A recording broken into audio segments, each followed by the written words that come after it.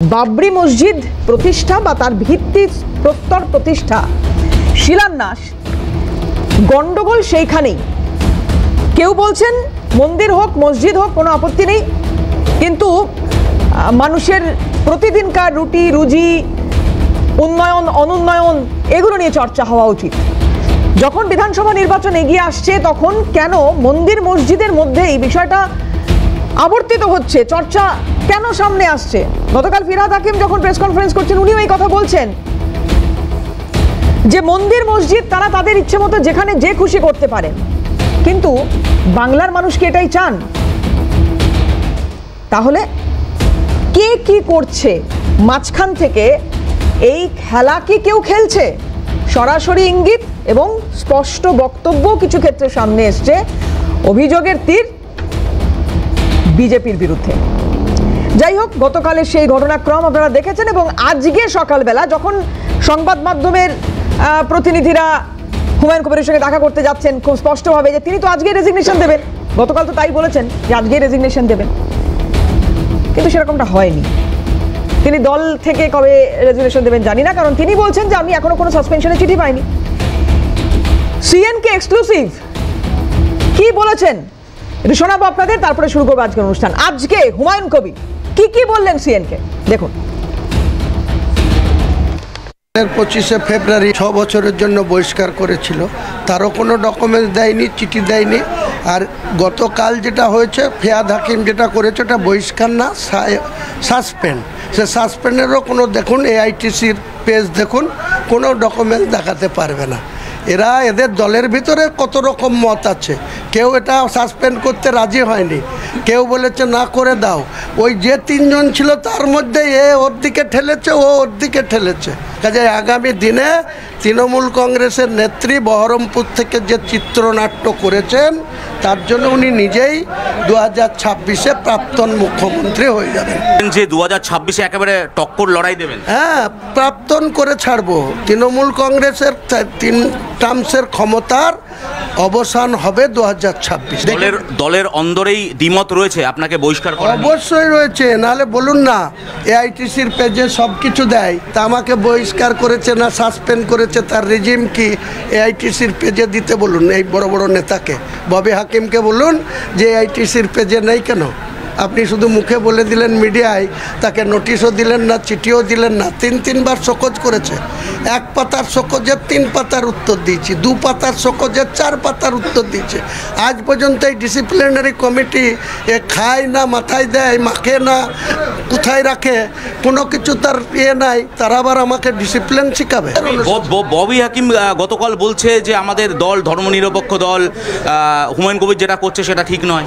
ববি হাকিম 1 বছর আগে একটা মুসলিম সমাজের ধর্মীয় অনুষ্ঠানে গিয়ে পরিষ্কার বলেছিল যে যারা মুসলিম হিসাবে দুনিয়াতে জন্মগ্রহণ করেছে তারা সৌভাগ্যবান, আর যারা অমুসলিম হিসাবে জন্মেছে তারা দুর্ভাগা, আর তাদেরকে দাউতি ইসলাম ইনভাইট করতে বলেছিল।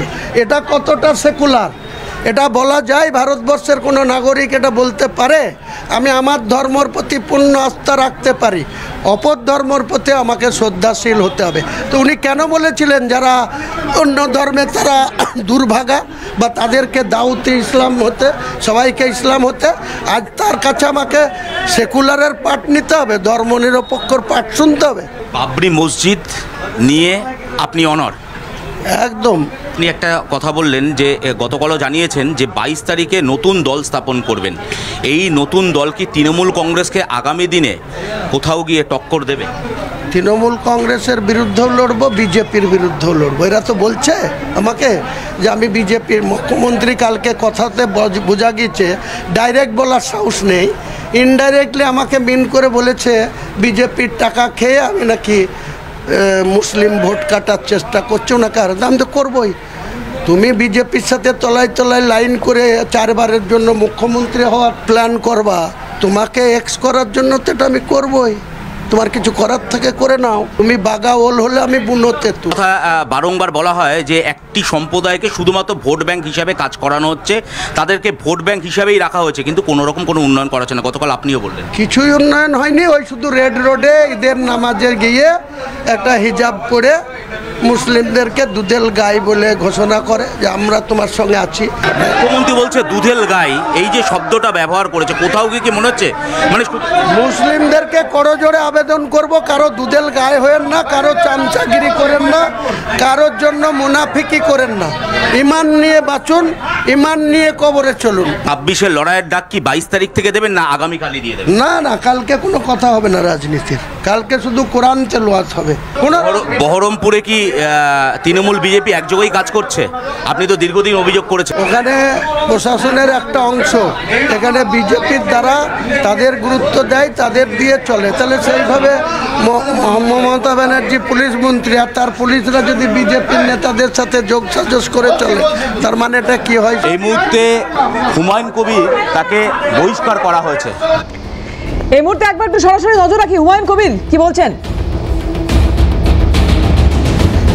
জায়গাটাতে যা গতকাল ঘটেছে ছেড়ে দিন। আমি একটা স্পষ্ট করে জানতে চাইবো, পুলিশ আপনাকে কি বললো কালকে সবার বিষয়, এবং আপনি পুলিশকে কি জানালেন? পুলিশকে আমি লিখিতভাবে এসডিও মহকুমা শাসককে মাইক পারমিশন এবং আইসি রেজিনগর, আইসি বেলডাঙ্গা তিনাদেরকে অফিসিয়ালি আমি মেল করেছিলাম আমার ট্রাস্টির পক্ষ থেকে, আমি যা সেটার হিসাবে ওনারা সেটা পেয়েছেন। এবং আজকে অনারেবল হাইকোর্টের জাজমেন্টের পরে বা নির্দেশের পরে ওনারা সম্পূর্ণভাবে কালকের প্রোগ্রামটা আমাদের যাতে সুস্থভাবে হয়, শিডিউলটা যাতে টাইম মতো হয়, এক কথায় 12টা থেকে 2টোর মধ্যে পুরো কমপ্লিট করার জন্য ওনারা বলেছেন। কারণ ওনারা সকাল থেকে বিভিন্ন জায়গায় ওনাদের পুলিশ ডিটেল থাকবে, বিশেষ করে পার্কিং যাতে ঠিকঠাক করে হয়, এনএইচের যাতে কোনো যানজট না হয়, এটা একদম বহরমপুর থেকে রেজিনগর অবধি ওনারা বিভিন্ন জায়গায় পুলিশ দুটোর মধ্যে শেষ করতে বলে। হ্যাঁ, কারণ শীতের দিন বহু জায়গা থেকে লোক আসবে। অলরেডি আমার কাছে খবর আছে বীরভূম বর্ধমান থেকে 100টা বাস রওনা দিয়ে দিয়েছে, এরকম বহু জায়গা থেকে বহু ছোট গাড়ি বড় গাড়ি। পুলিশ প্রশাসনের ভূমিকায় আপনি খুশি? নিশ্চয়ই খুশি। পুলিশ প্রশাসন এই মুহূর্তে পুরো কোঅপারেট করছে। আপনি কি মনে করছেন কত লোক হতে পারে আগামীকাল? দেখুন, এটা কোনো আন্দাজ করা যাবে না। কালকে আপনারা ভেন্যুতে থাকবেন, এখানে উপস্থিত থাকবেন। আমার ধারণা মানুষের মানে ঢেউ হয়ে যাবে, বন্যা এসে যাবে। পুলিশের তরফ থেকে আপনার কাছে তো গেস্ট লিস্ট অর্থাৎ অতিথি যারা থাকবে তাদের তালিকা চাওয়া হয়েছিল, ভলেন্টিয়ার যারা থাকবে ভলেন্টিয়ারদের তালিকা অলরেডি পৌঁছে দিচ্ছে এবং কিছুক্ষণের মধ্যে পৌঁছে দেওয়া হবে। এবং সকালবেলায় আরও কিছু ভলেন্টিয়ারের লিস্ট দেওয়া হবে, কিছু ভলেন্টিয়ারের স্ট্রেংথ বাড়ানো হচ্ছে, সংখ্যা বাড়ানো হচ্ছে। ওনারা সম্পূর্ণরূপে কোঅপারেশন করছেন। অতিথিদের তালিকা কাল সকাল 10টা, কারণ ওনাদেরকে মঞ্চে তোলা হবে 11:30টায়, 12টায় স্টার্ট হবে, তো তার আগে ওনারাও পেয়ে যাবে আর আপনারাও পেয়ে যাবেন। পুলিশ জানো সম্পূর্ণ সহযোগিতা তারা করবে। নিশ্চয় নিশ্চয়। হুমায়ুন কবির তিনি এই মুহূর্তে বৈঠক সেরে বেরোলেন এবং সেই বৈঠকে মূলত গুরুত্বপূর্ণ বৈঠক, পুলিশের তরফ থেকে কি কি ব্যবস্থা নেওয়া হচ্ছে, পুলিশ কি স্ট্যান্ড রয়েছে, এই সমস্ত বিষয় যেরকম একদিকে এই বৈঠকে উঠে এলো, অন্যদিকে পুলিশের তরফে সম্পূর্ণ সহযোগিতা করা হবে আগামীকাল, সেটা স্পষ্ট করে দেওয়া হলো।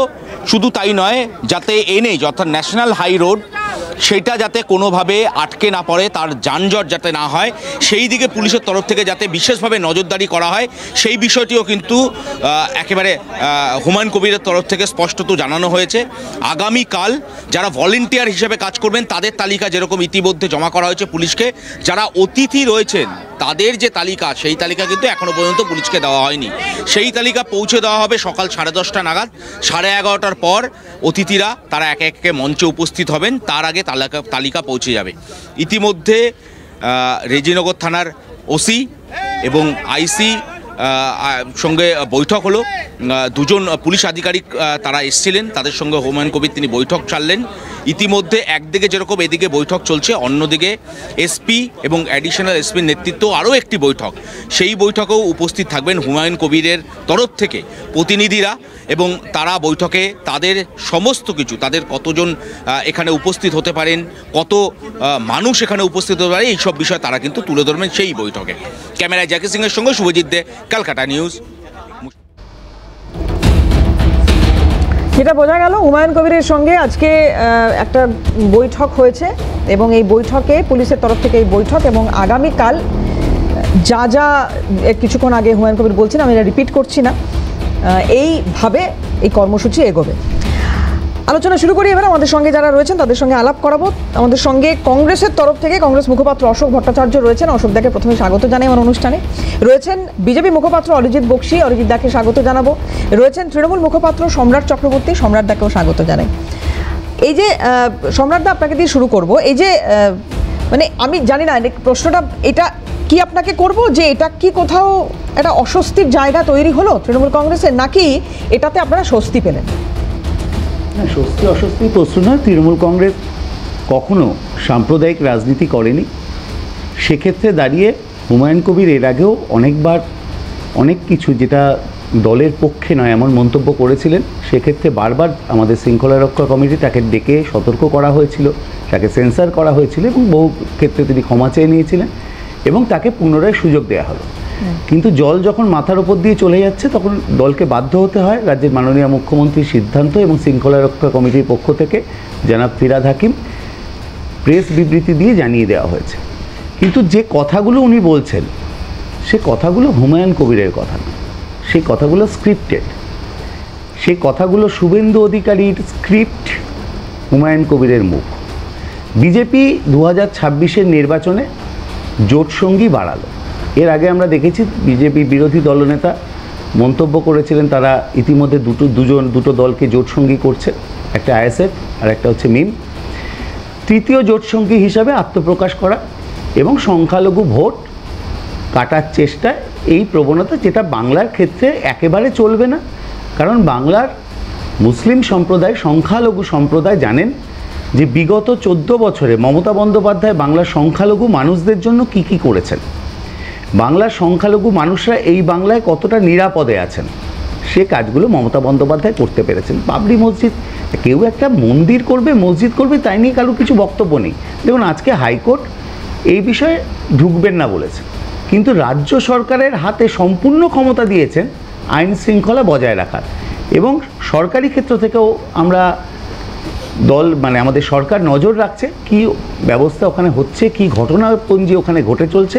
তবে আবার খুব পরিষ্কারভাবে বলি, শুভেন্দু অধিকারীর মস্তিষ্ক প্রসূত এই গেম, যেটা অচিরেই বিনষ্ট হবে। কিন্তু সম্রাটদা, এই শুভেন্দু অধিকারী বলুন বা বাংলার বিজেপির নেতৃত্ব একাধিকবার এই কথা বলছে যে হিন্দুরা এক হও বা ইত্যাদি এই ধরনের বক্তব্য, তাহলে হিন্দু ভোটে বিজেপির বৈতরণী পার হবে না আপনি বলছেন? মানে সেক্ষেত্রে সংখ্যালঘু ভোটকেও ভাগ করার প্রয়োজন তাদের রয়েছে? না না, হিন্দু ভোট ওরকমভাবে বলে তো হিন্দু ভোট সব বিজেপির দিকে যাচ্ছে এরকম ভাবার কোনো কারণই নেই।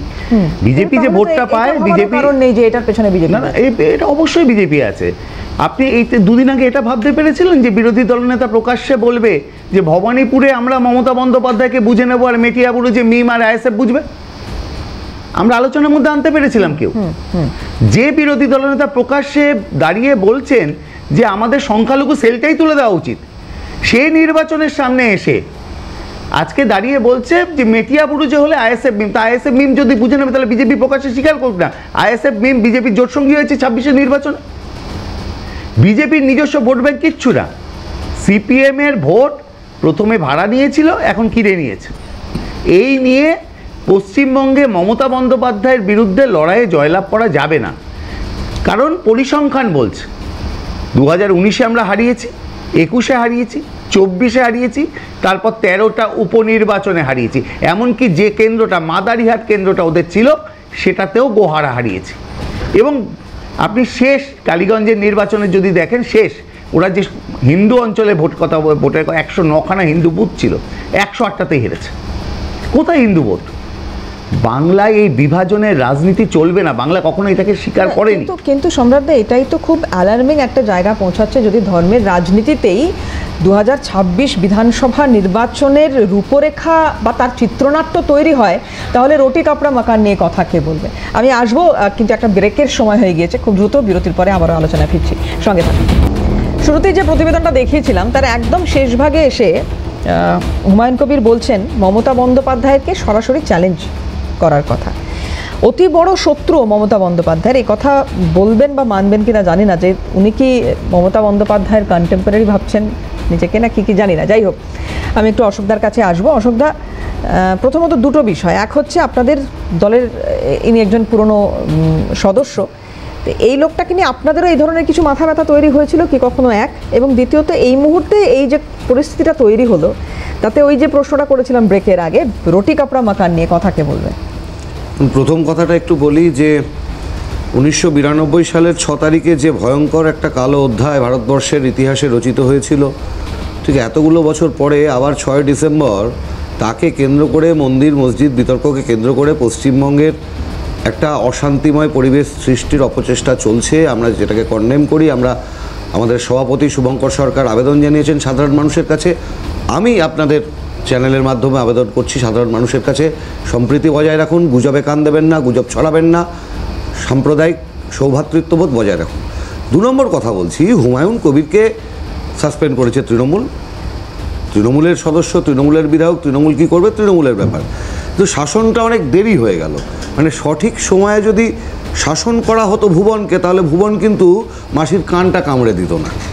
গত লোকসভা নির্বাচনের আগে হুমায়ুন কবির যখন বলেছিলেন যে হিন্দুদের কেটে কেটে ভাগীরথীতে তাদের লাশ ভাসিয়ে দেওয়া হবে, সে কথাটাকে কানে পৌঁছয়নি মাননীয়ার, সে কথাটাকে কানে পৌঁছয়নি ফিরহাদ হাকিমের, সে কথাটাকে কানে পৌঁছয়নি তৃণমূলের বড় বড় তাবর নেতাদের, নাকি তখন তাদের সাম্প্রদায়িক সৌভ্রাতৃত্ববোধের চেতনাটা অবলুপ্ত হয়ে গেছিল, শুধুমাত্র লোকসভা নির্বাচনে বহরমপুরে জিততে হবে, অধীর চৌধুরীকে হারাতে হবে এই কারণে।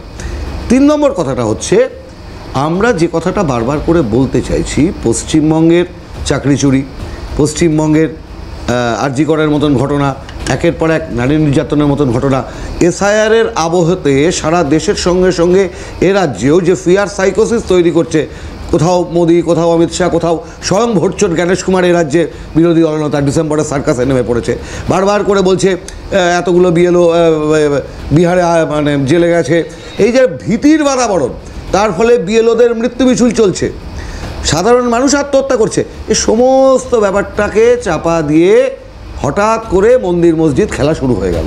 এবং এর কারণটাই হচ্ছে ধর্মীয় মেরুকরণ করে 26-এর নির্বাচনের একটা ক্ষেত্র প্রস্তুত করার। দেখুন, রুটি রুজির যে সমস্যা, সে সমস্যার এবং তার যে চর্চা, এই চর্চায় আমরা দিনের প্রথম থেকে দিনের শুরু শেষ অবধি আমরা করে যাব। কিন্তু সাধারণ মানুষের চোখ এই সাধারণ সমস্যাগুলো থেকে ঘুরিয়ে দেওয়ার জন্য যে চক্রান্ত চলছে, তা কিছু মানুষকে কিছুদিনের জন্য বোকা বানানো গেলেও সকলকে চিরদিনের জন্য বোকা বানানো যাবে না বলে কংগ্রেসের তরফ থেকে আমরা একাধিকবার করেছেন। তৃণমূল কংগ্রেস সাম্প্রদায়িক দল একাধিকবার এই অভিযোগ করেছেন, এখনো মনে হচ্ছে সেটা? দেখুন, প্রশ্নটা হচ্ছে আরএসএস প্রধান যখন পশ্চিমবঙ্গে আসেন, কেশিয়ারিতে পশ্চিম মেদিনীপুরে, একটা দায়িত্বশীল দলের কি করা উচিত? আমি জানতে চাইছি এখানে এরকম একটা সিচুয়েশন কি করা উচিত? আরএসএস প্রধান মোহন ভাগবত পশ্চিমবঙ্গে আসলেন, বিজেপির রাজ্য দপ্তর থেকে তার কাছে ফুল মিষ্টি গেলে খুব স্বাভাবিক ছিল সেটা, কারণ আরএসএস এর পলিটিক্যাল উইং বিজেপি। প্রথম ফুল এবং মিষ্টির শুভেচ্ছা সহ গেল যার কাছ থেকে, তিনি মাননীয়া কখনো বলছেন আরএসএস এত খারাপ, উনি বিশ্বাসই করেন না।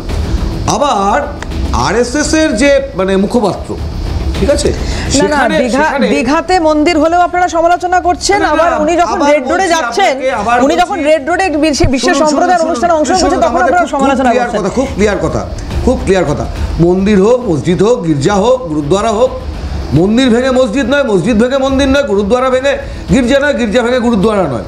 কে নামাজ পড়বেন, কে প্রার্থনা করবেন, কে চার্চে গিয়ে উপাসনা করবেন, এগুলো আলোচনার বিষয় হতে পারে না। আবার বলছি, মূল পশ্চিমবঙ্গের সমস্যা পেট ভাত রুটি রুজি, বেকারত্ব, কলকারখানা নেই, শিল্প নেই, অ্যাগ্রোবেস ইন্ডাস্ট্রি নেই, চাষিরা তাদের সহায়ক মূল্য পাচ্ছে না, এ নিয়ে আলোচনা হোক, এ নিয়ে চর্চা হোক। অরিজিৎ দ্বারা এই দাবিগুলোকে সামনে রেখে যতবার পথে নেমেছেন, যে যে পরিসরে যে যে বহরে পথে নেমেছেন, কংগ্রেসের নেতাকর্মীরা কি সেই বহরে বা সেই প্রেক্ষাপট তৈরি করে পথে নামতে পেরেছেন? আপনারা কি সেক্ষেত্রে অন্তত সফল হয়েছেন? আমি জানি না, প্রধান বিরোধী হয়তো সবসময় সংখ্যা দিয়ে হয় না, বা এক্ষেত্রে হয়তো আপনারা আপনাদেরকে জাস্টিফাই করবেন বিভিন্ন জায়গায়, অশোকদা, কিন্তু আমি তো অরিজিৎ দাদেরই পথে। না, আমি একটা কথা বলি, আপনার কথার ভিত্তিতে আমি একটা কথা বলি। অরিজিৎ দা এবং তার দল বিজেপি সরকারিভাবে রাজ্যে সরকারি বিরোধী দল। আপনি বলুন তো, আপনি আমাকে দেখাতে পারবেন সারদার তদন্ত এখনো পর্যন্ত কেন হয়নি? বিজেপি তা নিয়ে আন্দোলন করেছে। নারদা কেলেঙ্কারির তদন্ত এখনো সম্পূর্ণ হয়নি, তা নিয়ে বিজেপি তদন্ত করেছে। চাকরি চুরি নিয়ে বিজেপি সে অর্থে পথে নেমেছে, দেখাতে পারবেন? পথে নামাই হচ্ছে, আমি শুনুন না, শুভেন্দু অধিকারী তার বক্তব্যের মানে 50% সনাতনীদের গুণকীর্তন করবেন, 30% মুসলিমদের গালাগাল দেবেন, আর 20% বলবেন মমতা বন্দ্যোপাধ্যায়কে বেগম টেগম বলে গালাগাল দেবেন। বাদ বাকি ইস্যুভিত্তিক যে সমালোচনা, তৃণমূলের দুর্নীতি, তৃণমূলের ব্যর্থতা, তা নিয়ে বিজেপির কোনো আন্দোলন নেই। দেখি অরিজিৎ দা কি বলে। অরিজিৎ দা, হুমায়ুন কবির প্রসঙ্গ এবং যে অভিযোগগুলো সরাসরি করছেন অশোক দা। অমর পালের একটা বিখ্যাত গান ছিল, কতই রঙ্গ দেখি দুনিয়ায় ভাই, কতই রঙ্গ দেখি দুনিয়ায়, আমি যেদিকে তাকাই, তারপর কি অবাক বনে যাই, অর্থ কিছু খুঁজে নাহি পাই রে। তো অশোকদার কথাগুলো শুনে আমার কেন জানি না সেই গানটার কথা মনে পড়ে গেল। জানি না কেন মনে পড়লো তাই বললাম। এখন কথা হচ্ছে, অনেক বড় বড় লিস্ট দিচ্ছিলেন, এইটা হচ্ছে এটা অমুক, মানে এই করেনি সেই করেনি। এই যে এসআইআর এবং এই বর্তমানের এই বিগত 3-4 দিনের এই হুমায়ুন কবির প্রসঙ্গ, এই বাতাবরণে যে জিনিসগুলো আমাদের চোখের সামনে রয়েছে অথচ আমরা দেখতে পাচ্ছি না, এর মধ্যেই কসবা ধর্ষণকাণ্ডের মূল অভিযুক্ত মনোজিৎ এবং তার সাঙ্গপাঙ্গরা জামিন নিয়ে বেরিয়েই নির্যাতিতার বাবাকে খুনের হুমকি দিয়ে বসে আছে। আমরা চোখের সামনে দেখতে পাচ্ছি না, এর মধ্যে লেটেস্ট যে এসএসসি পরীক্ষা WBSSC, তাতে সাবজেক্টে ফুল মার্কস পেয়েও কাট অফ মার্কসের নিচে নাম্বার সরকারের ভুল পলিসির জন্য চোখের সামনে, কিন্তু পিছিয়ে যাচ্ছে। আমরা চোখের সামনে দেখেও দেখতে পাচ্ছি না যে আসানসোলের তৃণমূলের সংখ্যালঘু সেলের সভাপতি শাকিল আহমেদের ছেলে তানিশ আহমেদ একটা ভুয়ো কোম্পানি তৈরি করে 3000 মুসলিম পরিবার থেকে 350 কোটি টাকা তুলে নিয়ে পগার পার। কি রঙ্গ চলছে না পশ্চিমবঙ্গের বুকে? দেখুন, আমাদের দলের স্ট্যান্ড এই বিষয়ে খুব পরিষ্কার, যে মন্দির কে বানাবে, মসজিদ কে বানাবে, গুরুদ্বারা কে বানাবে, দরগা কে বানাবে, ঈদগাহ কে বানাবে, এগুলো যার যার ধর্মীয় নিজস্ব চিন্তাভাবনা। ভারতীয় জনতা পার্টি সবসময় ব্যক্তিগত ধর্মীয় স্থানকে সম্মান দিয়েই চলে, এটা তাদের ঘোষিত পদক্ষেপ। এবং ব্যক্তিগত স্তরে কে কোন ধর্ম পালন করে, প্লিজ দাদা, প্লিজ ভাঙার কথা প্লিজ ভাঙবে কে সেটা তোমরা ঠিক করছো। এই সমস্ত মানে কথাগুলো কোনো ভ্যালু নেই আজকের দিনে। তো বলছিলাম যে, কারণ আমাদের সংবিধান আমাদের এই মান্যতা দেয় যে আমরা ব্যক্তিগত পরিসরে যে কোনো ধর্ম মানে পালন করতে পারি বা তার প্রমোশনও করতে পারি। কিন্তু ভারতীয় জনতা পার্টির মূল বক্তব্যটা হচ্ছে, আপনি কাকে গ্লোরিফাই করছেন?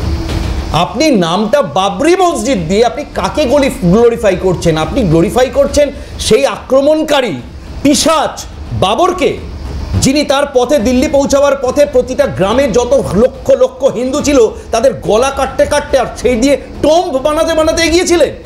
আপনি গ্লোরিফাই করছেন তার সেনাপতি সেই মীর বাকিকে, যিনি তার ওই বেকা তরোয়ালের সামনে জোর করে ধর্মান্তকরণের পর লক্ষ লক্ষ মানুষের ধর্মান্তকরণ করেছিল তাকে। আপনি গ্লোরিফাই করছেন কাকে? সেই পিশাচ বাবরকে, যিনি লক্ষ লক্ষ হিন্দু নারীকে ধর্ষণ করেছিলেন।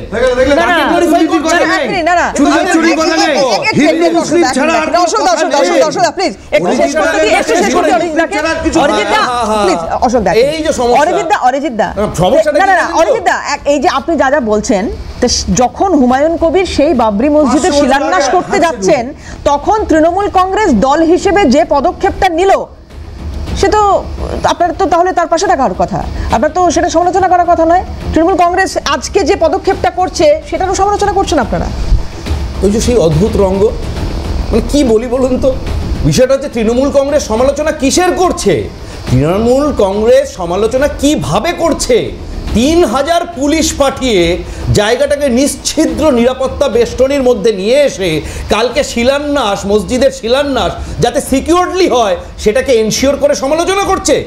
সেটা না সেটা যদি না হয় সেদিন কোথায় ছিল? হাইকোর্টের যেদিন তরফ থেকে বলেছিল, বলে দেওয়া হয়েছে দাদা, হাইকোর্টে বলেছিল, হাইকোর্টে যে কথা বলা হয়েছে, দিল্লির করলবাগে মন্দির ভেঙেছে, দিল্লির করলবাগে মন্দির।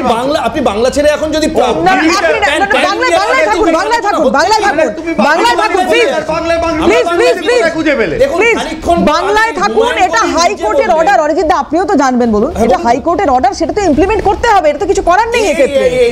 এইটাই হচ্ছে সত্যের অপলাপ, এইটাই হচ্ছে সত্যের অপলাপ। হাইকোর্ট একবারও বলেনি যে আজকে আমি তোমায় বলছি বলে ল অ্যান্ড অর্ডার মেনটেন করতে হবে। অ্যাডমিনিস্ট্রেশনের দায়িত্ব ল অ্যান্ড অর্ডার মেনটেন করা, কিন্তু আমরা এখানে অ্যাডমিনিস্ট্রেটিভ দায়িত্ব নিয়ে আলোচনা করছি না, আমরা পলিটিক্যাল স্ট্যান্ড নিয়ে আলোচনা করছি। মমতা ব্যানার্জি যে সমালোচনা আজকে মমতা ব্যানার্জির মুখে শোনা যাচ্ছে, যখন এই ব্যক্তি বলেছিল যে মুর্শিদাবাদে আমরা 70% হিন্দু 30% কেটে ভাগীরথীর জলে ভাসিয়ে দেবো, সেদিন মমতা ব্যানার্জির মুখ থেকে একটা টু শব্দ কেন বেরোয়নি? কেন বেরোয়নি? উত্তর দেব কেন বেরোয়নি, উত্তর দেব। একটা ব্রেক নেব দাদা, আমি আসছি প্লিজ আমি আসছি। অরিজিৎ দা সময় দেব। বিশ্বজিৎ দাস রাজনৈতিক বিশ্লেষক ইতিমধ্যে আমাদের সঙ্গে যোগদান করেছেন। বিশ্বজিৎ দার কাছ থেকে উত্তর নেব, সেদিন কেন উনি চুপ ছিলেন আর আজকে কেন প্রতিবাদ করছেন, যে প্রশ্ন অরিজিৎ দা তুলছেন। খুব দ্রুত ফিরছি বিরতির পর, সঙ্গে থাকুন। হুমায়ুন কবির সংক্রান্ত যে আলোচনা আমাদের চলছে, একটু সেই বিষয়ে যদি আলোকপাত করেন। প্রথম কথা, সেদিন তিনি চুপ ছিলেন ইভিএম এর কারণে, নির্বাচনের কারণে। আজ তিনি সরব হয়েছেন ইভিএম এর কারণে, নির্বাচনের কারণে। সহজ প্রশ্নের সহজ উত্তরটা দিয়ে বলি, পশ্চিমবঙ্গ নয়, পুরো ভারতবর্ষের ছবিটাই এমন হয়েছে যে ধর্মকে আশ্রয় করে রাজনীতি শুরু হয়েছে। আসলে আল্লাহর কাছে পৌঁছাতে গেলে, রামের কাছে পৌঁছাতে গেলে ভারতবর্ষে বা পশ্চিমবঙ্গে একজন করে রাজনীতিবিদ দরকার, যারা হাত ধরে আল্লাহর কাছে নিয়ে যাবে বা রামের কাছে নিয়ে যাবে। এই রকম দিন দেখতে হবে, ভাবা যায়। সত্যিই তো অরিজিৎ দ্বারা যখন পশ্চিমবঙ্গে কর্মসংস্থানের কথা বলছেন যে এখানকার দুর্নীতির কথা, কিন্তু সেই সঙ্গে সঙ্গে যদি অরিজিৎ দ্বারা বলতেন যে আমাদের দেশে টাকার দাম কমে যাচ্ছে, অর্থাৎ ডলার 90 টাকা 14 পয়সাতে গিয়ে ঠেকেছে, এবং এর ফলে অর্থনীতিতে জিডিপি 8.2% গেছে। এই অবস্থায় আমাদের বিদেশি পণ্য বেশি দামে কিনতে হচ্ছে ব্যালেন্স করার জন্য, এবং আমদানি বাড়ছে কিন্তু রপ্তানি কমছে। এটা নিয়ে ভাবছেন অর্থনীতির কথায়। আবার একই সঙ্গে এটা বলতে হবে চাকরি, কর্মসংস্থান। কেন্দ্রীয় সরকার বলেছিল ইন্টার্নশিপের মাধ্যমে 2 কোটি চাকরি দেবে, পিএম ইন্টার্নশিপ যোজনা। আপনারা জানেন শেষ পার্লামেন্টের অধিবেশনে সায়নী ঘোষ প্রশ্ন তুলেছিলেন যে কতজন পিএম ইন্টার্নশিপ যোজনায় মানে ইন্টার্নশিপে চান্স পেলেন, এবং সঙ্গে জুন মালিয়া জানতে চেয়েছিলেন কোন কোন কোম্পানিতে তারা কাজ পেলেন ইন্টার্নশিপে। চাকরি তো দূরের কথা, এই ইন্টার্নশিপের ক্ষেত্রে হর্ষ মালহোত্রা উত্তর দিয়েছে 26শে নভেম্বর 2025-এ যে 2 কোটি মানুষের যে চাকরি পাওয়ার কথা ছিল, সেখানে 100 জন ইন্টার্নশিপ করছে যে কোম্পানিগুলোতে, এবং প্রচুর যারা ইন্টার্নশিপের নাম লিখিয়ে রেজিস্টার করে ইন্টার্নশিপ না করে ইন্টার্নশিপ ছেড়ে দিয়েছে পিএম ইন্টার্নশিপ যোজনা। সুতরাং 5 বছরে প্রত্যেক বছরে 20 লক্ষ করে 1 কোটি ইন্টার্নশিপ করার কথা ছিল। আবার একই সঙ্গে বলছেন কি যে যখন জিডিপি কমে যাচ্ছে, মানুষের কাছে টাকা নেই, রেশন কার্ড করলে ফ্রি রেশন দিচ্ছে কেন্দ্রীয় সরকার, এবং জীবিকা দিদি জীবিকা দাদা তৈরি হচ্ছে। আসলে ভাবুন যে আমরা যে উন্নয়নের কথা বলছি, সে কেন্দ্র বলুন রাজ্য বলুন, সেই উন্নয়ন কি মানুষের কথা বলে নাকি ধর্মের কথা বলে, ধর্মের জিগির তুলে সব কিছুকে ভুলিয়ে দিয়ে শুধুমাত্র রাজনীতিবিদরা মূল স্রোতে চলে আসবেন এবং তারা নির্ণায়ক হবেন, তারা ঠিক করে দেবেন যে আপনি কোন ধর্ম করবেন, ধর্ম নিয়ে রাজনীতি করবেন, এ দল বলবে ও দলকে আর ও দল বলবে সে দলকে। এইভাবে পশ্চিমবঙ্গের ছবিটা নষ্ট হচ্ছে। সুতরাং যে কাজ হুমায়ুন কবির করেছেন অত্যন্ত অন্যায় করেছেন। ধর্মকে ধর্মের জায়গায় রাখা উচিত, তিনি কি মন্দির, তিনি যে মসজিদ করবেন বলছেন, সেই মসজিদ এখানে না করে তিনি উত্তরপ্রদেশে কেন করলেন না, যে মসজিদের প্রসঙ্গ আসছে বারবার, বাবরি মসজিদের কথা। সুতরাং এই একই সঙ্গে যদি দেখা যায় তিনি ধর্মচারণ করবেন নিজের মতো, তার সঙ্গে রাজনীতি মেলাবেন না, রাজনীতি মেলালে সেই যে আবার সব এক হয়ে যাবে, রাজনীতিবিদরা হয়ে যাবেন ধর্মপ্রচারক, আর ধর্মপ্রচারকদের দেখা যাবে কদিন পর থেকে রাজনীতিতে নেমে আসছে। এটা পশ্চিমবঙ্গের দুর্ভাগ্য। বেশ, হুমায়ুন কবির গতকাল একটা মন্তব্য করেছিলেন। তিনি যেটা বলেছেন যে মুসলিমদের মসজিদ তৈরি করতে বাধা দিচ্ছে, কিন্তু সরকারি টাকায় মন্দির হচ্ছে। 1100 কোটির জায়গা মুখ্যমন্ত্রী নিউ টাউনে দিয়েছেন। এই ক্ষমতা কতদিন থাকে ভাবুন, সরাসরি চ্যালেঞ্জ, এই ক্ষমতা কতদিন থাকে, বেঁচে থাকতে দেখব। সাসপেন্ড হয়েছেন সদ্য দল থেকে, তারপরে হুমায়ুন কবিরের এই বক্তব্য কি বলেছিলেন একবার দেখাই।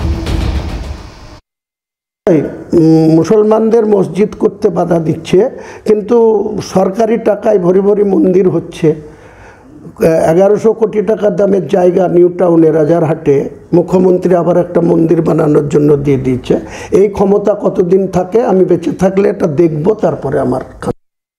রিপিট করছেন, বারবার বলছেন, আজকেও বলেছেন সম্রাটদা যে দল গড়ব, সরাসরি চ্যালেঞ্জ জানাবো। বিজেপির প্রসঙ্গ উনি তুলছেন যে বিজেপির বিরুদ্ধেও আমাদের লড়াই, কিন্তু তার পাশাপাশি তৃণমূলের বিরুদ্ধে লড়াই এবং সরাসরি মুখ্যমন্ত্রী তাকে চ্যালেঞ্জ করছেন। হুমায়ুন কবির মানে কোন জায়গা থেকে এই ধরনের মন্তব্য করছেন? দেখুন, গতকাল বিভিন্ন ইন্টারভিউতে আপনারাও দেখিয়েছেন, অন্যান্য চ্যানেলেও আমরা যেটা দেখেছি, ডোন্ট কেয়ার, আগেও দেখেছি ওনার বডি ল্যাঙ্গুয়েজ ভীষণ ডোন্ট কেয়ার। হ্যাঁ, তা যাই হোক, সেটা গতকাল আপনারা বিভিন্ন চ্যানেলে আমরা দেখেছি। উনি কিন্তু প্রকাশ্যে যেটা বলে ফেলেছেন সেটা হচ্ছে ওনার উদ্দেশ্য তৃণমূল কংগ্রেসকে টাইট দেওয়া। মন্দির, মসজিদ, অর্থ এগুলো ইস্যুই নয়, এটা কিন্তু গতকাল উনি স্বীকার করে ফেলেছেন খুব পরিষ্কারভাবে, তৃণমূল কংগ্রেসকে টাইট দেওয়া। আর এই মুহূর্তে নির্বাচনের একদম প্রাককালে 6 মাস বাকি হয়তো আর নির্বাচনে, সেই জায়গায় দাঁড়িয়ে তৃণমূল কংগ্রেসকে টাইট দেওয়া যাদের উদ্দেশ্য, তাদের সমর্থন তিনি পাচ্ছেন, এটা খুব স্বাভাবিক, এর জন্য প্রমাণের দরকার হয় না। দেখুন, আমি একটা জিনিস বলি যে দুর্বল মাঞ্জা নিয়ে খেললে না ঘুড়ি বেশি দূর ওড়ানো যায় না। সেটা রাজনীতির ক্ষেত্রেও সত্যি, ঘুড়ি ওড়ানোর ক্ষেত্রেও সত্যি। হুমায়ুন কবির পাগলের প্রলাপ বকছে, এবং যেভাবে মমতা পশ্চিমবঙ্গে, আমি এটা খুব পরিষ্কারভাবে এখানে একটা ছোট্ট কথা একটু সম্রাটদা তাহলে বলি। আপনি বলছেন দুর্বল মাঞ্জা, যদি দুর্বল মাঞ্জা হয় 135টা কেন্দ্রে প্রার্থী দেওয়ার কথা উনি ভাবছেন অন্তত, এটাই বা কিভাবে সম্ভব? না, এটা এরকম ভাবনা অনেকেরই থাকে। উল্টোডাঙ্গা দিয়ে যারা যাতায়াত করেন দেখবেন, রেল ওভারব্রিজে একজন লজেন্সওয়ালা লজেন্স বিক্রি করে এবং দাঁড়িয়ে চিৎকার করে করে বলে 3 নম্বর লাইনে বনগাঁকে ছাড়বো, তারপর বসিরহাটটাকে পাস করিয়ে দেবো। কিন্তু ট্রেন ওনার কথায় চলে না, ট্রেন রেলওয়ে ডিপার্টমেন্টের কথায় চলে। তা উনি সেই উল্টোডাঙ্গার লজেন্স বিক্রেতা কিনা আগামী দিনে প্রমাণিত হয়ে যাবে। বেশ, অরিজিৎ দা। দেখুন, আমার মনে আছে যে ভারতীয় জনতা পার্টি এই পাশেই বিধাননগর কমিশনারেটে 2000 সালটা আমি যদি খুব ভুল না বলি, 2022 ডিসেম্বর মাসের দিকে একটা কমিশনারেট অভিযান রেখেছিল। বিধাননগরে একটা বেশ কিছু ঘটনার পরিপ্রেক্ষিতে একটা বিধাননগর পুলিশ কমিশনারেট অবরোধ এবং অভিযান করার ঘোষণা করেছিল, এবং সেই মতো প্রস্তুতিও নিয়েছিল। হাটকোর মোড় থেকে একটা জমায়েত করে এগোবার পরিকল্পনা ছিল। সেই জমায়েতকে এবং বিভিন্ন দিক থেকে, চিংড়িহাটা দিয়ে গাড়ি আসার কথা ছিল, ভিআইপি দিয়ে আসার কথা ছিল, ওপাশ থেকে বাসন্তীর দিক থেকে কিছু আসার কথা ছিল, গাড়িগুলোকে ইন্টারসেপ্ট করে করে একটা গাড়িকে এই তৃণমূলের পুলিশ বা পুলিশ মন্ত্রীর নির্দেশে এই সরকারের পুলিশ বিধাননগরের ধারে কাছে ঘেঁষতে দেয়।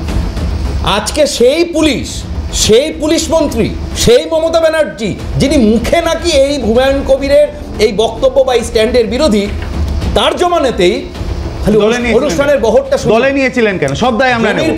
দলে নিয়েছিলেন কেন? প্রার্থী করেছিলেন কেন? দলে নিয়ে প্রার্থী করেছিলেন কেন? মোল্লাকে নিয়েছিলেন কেন? আপনি নিয়েছিলেন কেন? আরে হুমায়ুন কবিরকে নিয়েছিলেন কেন? অবান্তর দিকে কথা টেনে আপনি একটা এখন হুমায়ুন কবির আলোচনা চলছে, বিষয় ডবল স্ট্যান্ড রয়েছে নাকি? যে জমির উপরে আলোচনা, যে জমির উপরে অনুষ্ঠান হতে চলেছে 25 বিঘা, জমায়েতের টার্গেট 3 লক্ষ, স্বেচ্ছাসেবক 3000, মঞ্চের মাপ 150 ফুট লম্বা, 80 ফুট চওড়া, যাতে 400 অতিথি বসতে পারেন, মঞ্চ তৈরিতে খরচ 30 লক্ষ, জেনারেটর 100টা, ভোজন রসিক মানুষ তো, 7টা ক্যাটারারে টোটাল 80 লক্ষ টাকার খাবারের খরচা। আপনি কি মনে করেন যে এই পুলিশ মন্ত্রী বা এই মুখ্যমন্ত্রীর প্রচ্ছন্ন মদত ছাড়া কখনো হতে পারে এটা? যার নির্দেশ ছাড়া নাকি মানে পাখিতেও ডানা বেলতে পারে না পশ্চিমবঙ্গে, তার যদি প্রচ্ছন্ন সমর্থন না থাকে এটা কখনোই হতে পারে না। অর্থের যোগান বিজেপি, খেলা অর্থের যোগান বিজেপি। নিজে মন্দির আপনি প্রমাণ করতে পারবেন? আপনি প্রমাণ থাকবে, আপনি প্রমাণ করুন না, মুখ্যমন্ত্রী অভিযোগ আপনি করবেন। আরে আপনি তো এখন বললেন কোন অ্যাকাউন্ট থেকে গেছে, আপনি এত বড় অভিযোগ করছেন কিভাবে? বলছি তো পরিষ্কার, আপনি আগে প্রমাণ করুন মুখ্যমন্ত্রীর মদতে, আপনি আগে প্রমাণ করুন মুখ্যমন্ত্রীর মদতে। মিথ্যা কথা বললাম, এগুলো কোনটা মিথ্যা কথা বললাম? অর্থের যোগান মুখ্যমন্ত্রীর মদতে বলুন। তখন আমি তো বলিনি, আমি বলেছি সমস্ত কিছু ফ্যাসিলিটি যেগুলো উনি অ্যাভেল করছেন তাতে কোনো বাধা নেই, তাতে কোনো বাধা নেই। বাধা বিজেপি পায় লালবাজার অভিযান করতে গেলে, বাধা বিজেপি পায় মহাত্মা গান্ধী রোডে আটকে দেওয়া হয় নবান্ন অভিযানের নামে কথা বললে, কিন্তু এখানে ন্যাশনাল হাইওয়ে আপনি কি করছেন? আপনার পুলিশ মন্ত্রী কি করছেন? তাহলে মেনে নিন, দেখবেন, দেখতে পাবেন তো, সমর্থনে দেখতে পাবেন তো আমাদের পুলিশ কি করছে দেখতে পাবেন। আসলে 3 বছর ধরে একটা কমিউনিটিকে অশিক্ষার অন্ধকারে ডুবিয়ে রেখে তাদেরকে দুধেল গাই বলে আর টিকিয়াপাড়ায় তাদের উড়ন্ত লাঠিতে ওই ট্রাফিক সার্জেন্ট উড়ে গেল। এই ধরনের আবহাওয়া তৈরি করার পর এতদিন ওনার মনে হয়েছে আরে সরকারের টাকায় জগন্নাথ মন্দিরটা করে ফেলেছি, একটা কিছু কাউন্টার না হতে পারলে তো আমাকে ভোটের খেলাটা খেলা হবে না। আমি দায়িত্ব নিয়ে বলছি এর পিছনে সম্পূর্ণভাবে তৃণমূল সুপ্রিমোর প্রচ্ছন্ন মদত ছাড়া হুমায়ুন কবিরের এত বড় ক্ষমতা নেই যে উনি এত বড় এই যে তালিকা বললাম, এই তালিকার একটা অনুষ্ঠান নামানো বোধহয় কয়েকশো কোটি টাকা, জানি না আমি, আমার ধারণা নেই কত খরচা হবে, সরকারি মদত ছাড়া এটা হতে পারে না। ন্যাশনাল হাইওয়ে যেভাবে করছে এই ন্যাশনাল হাইওয়ে রাজ্যের যদি সম্মতি প্রচ্ছন্ন, আমি বারে বারে বলছি, রাজ্যের যদি প্রচ্ছন্ন সম্মতি, সুপ্রিমোর যদি প্রচ্ছন্ন সম্মতি না থাকতো এটা করা সম্ভব ছিল না। বেশ, একটা বিরতি নেব, খুব শার্ট ব্রেক, বিরতির পর আবারও ফিরে আসছি আলোচনায়, সঙ্গে থাকুন। ফিরহাদ হাকিম কিছুক্ষণ আগে যে কথা অরিজিৎদা বলছিলেন যে বাবরি মসজিদ কেন, ফিরহাদ হাকিমও কিন্তু গতকাল যখন প্রেস কনফারেন্স করছেন তিনিও এই প্রশ্ন তুলেছেন যে বাংলায় কেউ মন্দির মসজিদ করুক, কোনো আপত্তি নেই, কিন্তু হঠাৎ করে বাবরি মসজিদ কেন হচ্ছে, আর জায়গা কেন ওই জায়গায়, কেন ওই দিন, কি প্রশ্ন তুলেছিলেন গতকাল ফিরহাদ হাকিম, দেখেন। দেওয়া আমাদের আবার 6 তারিখেই বা কেন, কেন হুমায়ুন ভাই কেন অন্য নাম দিলেন না? অনেক শহীদ হয়েছেন, তাদের নামে কেন করলেন না? মুর্শিদাবাদে যদি এতই টাকা ওনার কাছে থাকে তাহলে ওখানে অন্য কিছু কেন করলেন না? স্কুল কলেজ কেন করলেন না? কেন শুধু এই সেন্টিমেন্টের ওপরে?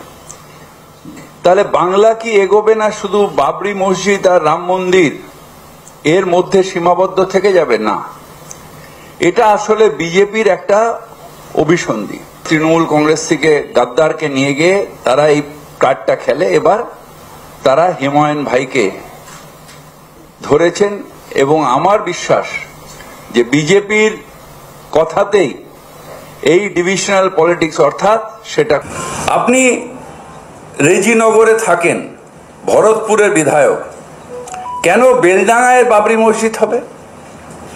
কারণ বেলডাঙ্গা কিছুদিন আগে কমিউনাল সেন্সিটিভ জায়গা ছিল এবং সেইখানে করলে রাইট লাগাতে সুবিধা হবে, দাঙ্গা লাগলে ভোটের সমীকরণ হবে, সেই ভোটের সমীকরণে বিজেপিকে সাহায্য করার জন্যে আজকে তারা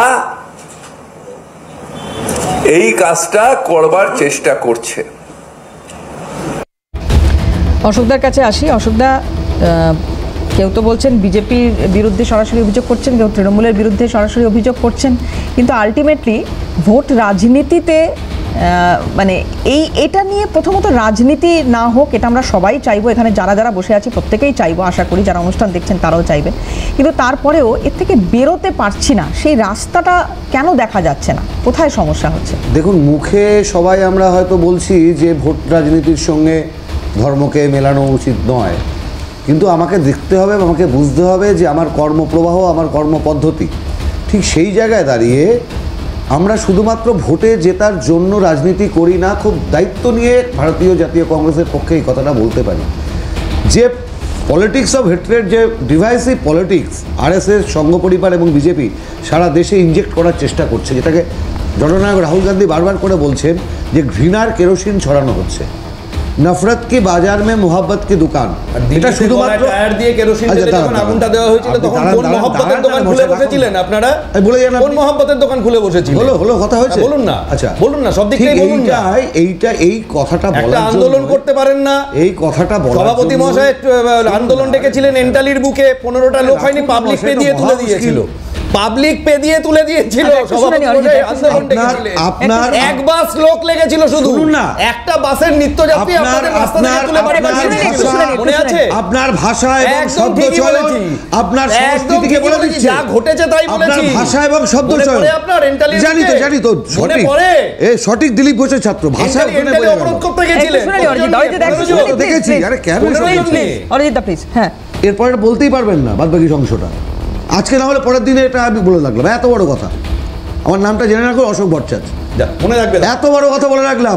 আচ্ছা ঠিক আছে বলুন। কথাটা বলছিলাম যে ঘৃণার যে বারুদ ছড়াচ্ছে আরএসএস বিজেপি সংঘ পরিবার, আমাদের লড়াই কিন্তু বিজেপির বিরুদ্ধে অনেক পরে, মূল লড়াই আরএসএস এর মতো একটা ভয়ঙ্কর দর্শনের বিরুদ্ধে, যে দর্শন বিভাজনের কথা বলে, যে দর্শন ব্রিটিশের দালালির কথা বলেছিল। একদম বাজে কথা বলবেন না, একদম বাজে কথা বলবেন না, একদম বাজে কথা বলবেন না, একদম বাজে কথা বলবেন না। আপনাদের জওহরলাল নেহরু পা চেটে প্রধানমন্ত্রী হয়েছিল, জওহরলাল নেহরু পা চেটে দালালি করে ব্রিটিশের দালাল প্রধানমন্ত্রী হয়েছিল, সাভারকার ব্রিটিশের দালাল, একদম বাজে দালালকে বীর সাজিয়েছে, আপনারা দালালি করে দেশটাকে তিন টুকরো করেছিলেন, একদম বাজে কথা বলবেন না। ব্রিটিশের দালাল দালালি করে দেশটাকে ব্রিটিশের দালাল।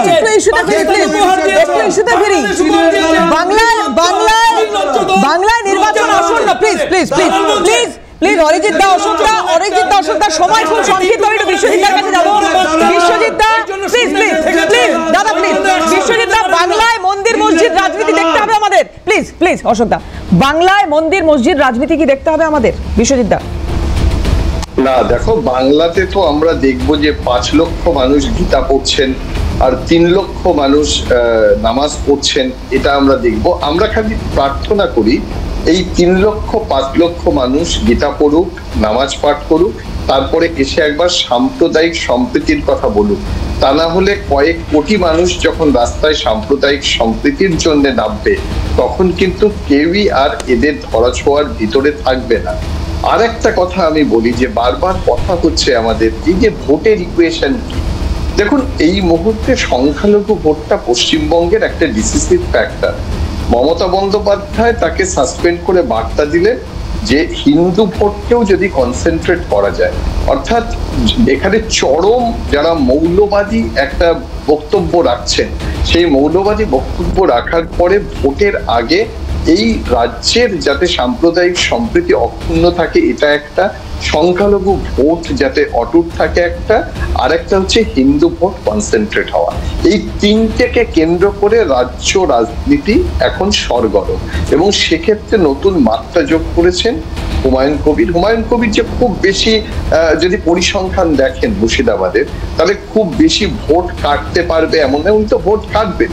এবং বারবার কালকে যখন তিনি বলছিলেন বিভিন্ন প্রেসকে, তখন তিনি বলছিলেন মমতা বন্দ্যোপাধ্যায় ছাড়া যে কোনো কাউকে তিনি ওয়েলকাম করবেন, অর্থাৎ তার ইঙ্গিতটা আমরা বুঝতে পারছিলাম তিনি তৃণমূল কংগ্রেস ছাড়া যে কোনো কেউ মানে তিনি বিজেপি বা অন্য যে শক্তি রয়েছে বিরোধী শক্তি, তাদেরকে ওয়েলকাম করছিলেন।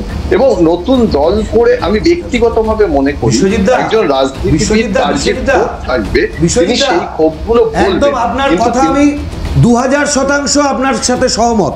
আমার কথা হচ্ছে এটা নয়, হুমায়ুন কবির মমতা বন্দ্যোপাধ্যায়ের বিরুদ্ধে বলছে বলে তার প্রতি আক্রমণ, না হুমায়ুন কবির সাম্প্রদায়িক রাজনীতি করছে বলে তার প্রতি আক্রমণ? তা যদি হয়ে থাকে, যখন মমতা বন্দ্যোপাধ্যায়ের পক্ষে থেকে না, আজকে আমি আর সময় দিতে পারবো না, একদম সময় শেষ। যে প্রশ্ন অশোকদা তুলেছেন সেটা হয়তো আগামী দিনে উত্তর নেব। আজকে প্রত্যেককে ধন্যবাদ সময় দেওয়ার জন্য, এবং আপনারা যারা আমাদের সঙ্গে ছিলেন আপনাদেরও ধন্যবাদ। শেষ করছি, অন্যান্য খবরের জন্য চোখ থাকুক CNN।